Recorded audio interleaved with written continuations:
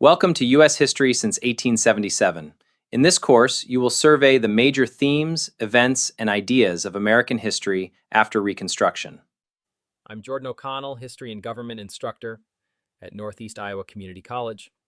This lecture distills a decade of my written notes taken from Alan Brinkley's The Unfinished Nation, The American Yawp, and our course-assigned OpenStax U.S. History textbook. This lecture focuses on social Darwinism, the gospel of wealth, and reform in industrial America. The core question is this: how did Americans justify mansions beside tenements without deciding what the rich owed the poor or the city? The core competency is to restate the competing arguments central to social Darwinism and the social gospel. How does a republic explain mansions on one block and tenement disease on the next without deciding what the public owes the poor and what the rich owe the city? By the late 19th century, steel, oil, railroads, meatpacking, and finance were generating immense fortunes, while factory workers, immigrant families, and the urban poor were living with low wages, industrial accidents, disease, irregular work, and crowded housing. The material contrast forced Americans to choose explanations, and those explanations shaped what kind of actions seemed legitimate. Three frameworks carried unusual force. Social Darwinism treated inequality as the natural result of competition and fitness. Carnegie's Gospel of Wealth accepted extreme inequality, but argued that the rich should distribute surplus wealth for public benefit through libraries, universities, and similar institutions. Social gospel reformers insisted that Christian obligation required direct action against the social causes of poverty, labor exploitation, and municipal neglect. Each framework organized the same city differently in moral terms. That distinction quickly became policy. If poverty reflected character failure, public restraint seemed prudent. If industrial systems were producing misery, then sanitation rules, housing codes, playgrounds, labor standards, and settlement work became easier to justify. If wealth carried duties decided by donors, philanthropy could expand without democratic redistribution. Industrial America was therefore fighting over moral language and over who would govern suffering once that language settled into institutions. The moral background of the Gilded Age did not begin with Spencer or Carnegie. Earlier American culture already prized self-help, discipline, thrift, sobriety, and upward mobility. Protestant moral language, Republican independence, and market individualism had long encouraged the belief that success reflected effort and character. Horatio Alger's stories of poor boys rising through honesty and hard work made that ideal popular for a mass readership. Many middle-class Americans therefore entered the industrial age already prepared to admire success as a sign of merit. Industrial scale strained that inherited script. A family living in a Chicago tenement or a New York sweatshop district could not be described adequately through the language of individual will alone. Wage levels, rent, sanitation, machine speed, disease, and municipal neglect shaped outcomes beyond any single worker's character. Yet precisely when structural causes became harder to ignore, scientific language entered public argument in a way that seemed to modernize older individualist beliefs.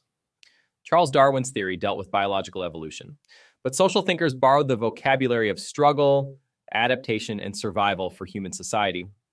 Herbert Spencer popularized the phrase survival of the fittest and treated competition as a progressive force that should not be obstructed too aggressively. William Graham Sumner at Yale gave social Darwinism an American academic authority. He argued that social reform too often rewarded inefficiency and violated the hard facts of economic life. Sumner's essays defended laissez-faire assumptions and criticized policies that transferred resources from producers to those he considered less disciplined or less capable. In that worldview, attempts to soften competition risked weakening the very process that generated strength and progress. Poverty could be regrettable, but it remained a byproduct of an order presumed to be fundamentally natural. That language circulated through magazines, lecture halls, ministers' sermons, and business clubs rather than through universities alone. Spencer's The Man versus the State reached American readers in the 1880s, just as municipal corruption, labor unrest, and charity demand were all rising. Sumner's 1883 essay, What Social Classes Owe to Each Other, treated state interference with the market as a threat to productive citizens who were already carrying society. The famous forgotten man was not the immigrant widow or the injured laborer. It was the taxpayer and producer whom reform supposedly exploited through redistribution. That framing gave business-minded Americans a moral vocabulary for refusing labor law, relief spending, and stronger municipal intervention. Alternatives were available. Churches could treat social conditions as claims of justice rather than private fate. Municipal reformers could build inspections, settlement work, and public health systems. Legislators could attack child labor, unsafe factories, and housing abuses. Wealth could be taxed or regulated more aggressively. Carnegie's middle path worked politically because it acknowledged obligation, while defending elite control over the form of that obligation. The framework was therefore attractive in an era when unrest, strikes, and visible slums made a crude defense of pure indifference politically risky. The timing sharpened the conflict. The Depression of 1873, the Depression of 1893, recurring labor upheavals, and the rapid growth of immigrant cities made the question of inequality impossible to confine to private conversation. Public disorder, charitable demand, and municipal crisis pushed moral theories into public use.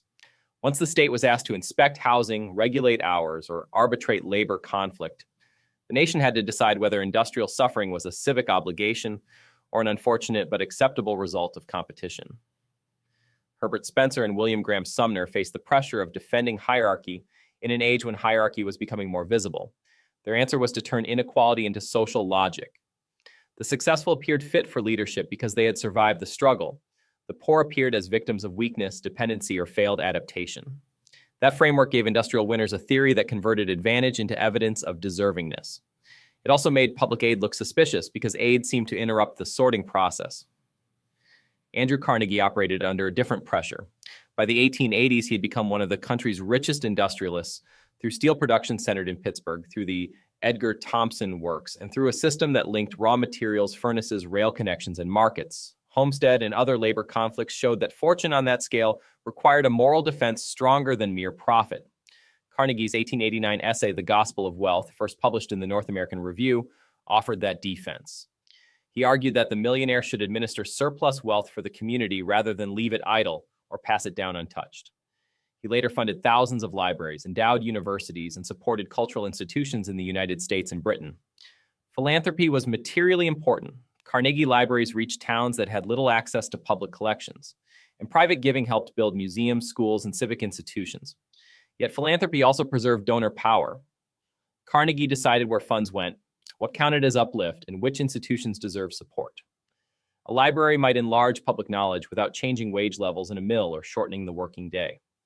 A university gift might improve opportunities for some while leaving the structure of industrial command unchanged. Carnegie's framework therefore softened criticism of inequality while keeping authority over wealth in elite hands. Jane Addams and Ellen Gates Starr represented a third path. When they founded Hull House in Chicago in 1889, they placed reform work directly in an immigrant working-class neighborhood rather than at a distance from it. Hull House offered classes, lectures, childcare, clubs, art programs, legal assistance, and practical services. It also produced surveys, neighborhood research, and campaigns around sanitation, labor laws, juvenile justice, and housing conditions.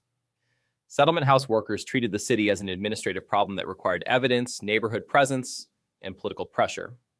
Hull House also built an operating infrastructure that private charity alone rarely sustained.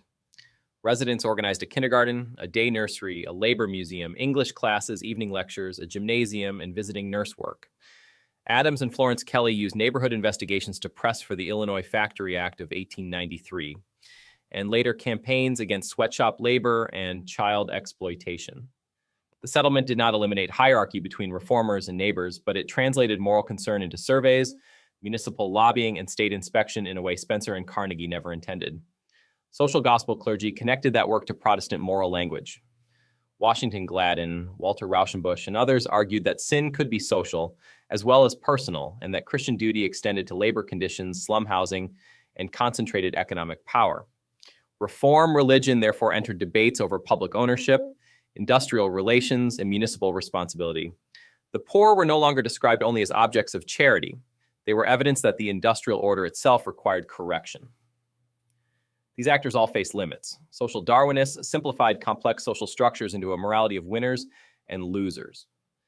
Carnegie's stewardship left democratic control outside the central decision.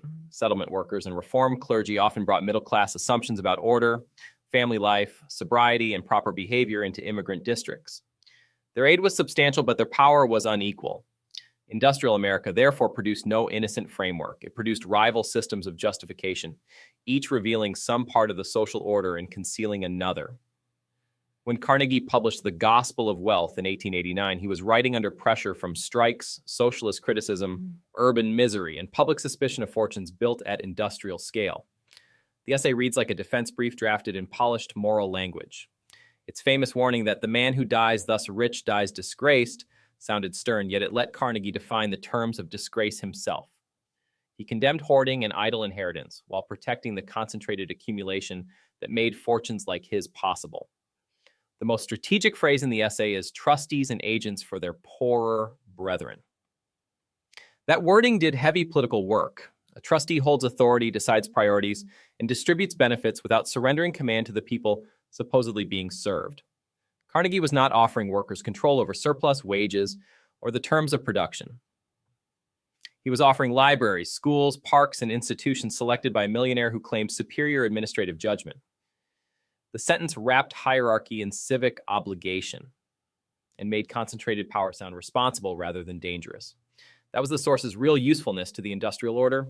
Spencer and Sumner justified inequality through struggle and fitness. Carnegie justified it through stewardship. The result was softer in tone and stronger in public relations.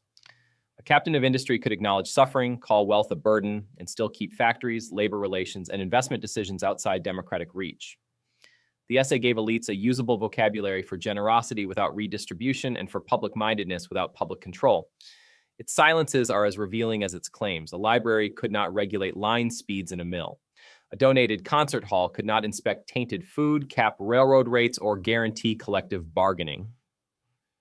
Francis Perkins, Jane Addams, and settlement workers confronted the city through boards, inspectors, ordinances, and public appropriations because private beneficence could not carry those burdens. Carnegie's language endured because it answered a political need in the Gilded Age and beyond.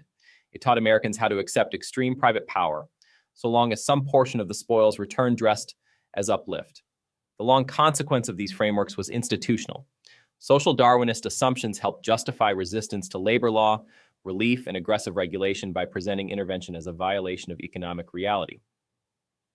Carnegie-style stewardship encouraged large-scale philanthropy and gave private giving a respected place in public life. Social gospel and settlement reform opened paths toward juvenile courts, housing campaigns, sanitation work, labor standards, playgrounds, and later progressive reform. The argument over inequality moved from sermons and essays into budgets, inspection systems, and charitable foundations. No single framework won outright. Competition remained a national ideal. Philanthropy became permanent, and reformers widened the sense that governments and communities had obligations beyond contract enforcement and policing. That combination explains why later American politics kept returning to the same argument. Hardship could still be described as personal failure, as a problem for donors, or as evidence of public failure depending on who controlled the explanation. The institutions that followed kept the question alive rather than settling it. Public libraries and private foundations carried Carnegie's model forward. Settlement houses, municipal research bureaus, and reform leagues carried the Adams and social gospel line into the progressive era. Anti-relief arguments and suspicion of state intervention preserved much of the social Darwinist inheritance inside public debate and policy restraint. That leaves no clean moral finish. If wealth can answer inequality through private generosity, democratic claims remain partial. If government steps in, critics can still call that action an assault on merit or competition. The city of mansions and tenements never forced Americans to choose only one path. It forced them to keep deciding whether suffering should be governed by the market, the donor, or the public. And every answer protected some forms of power while exposing others.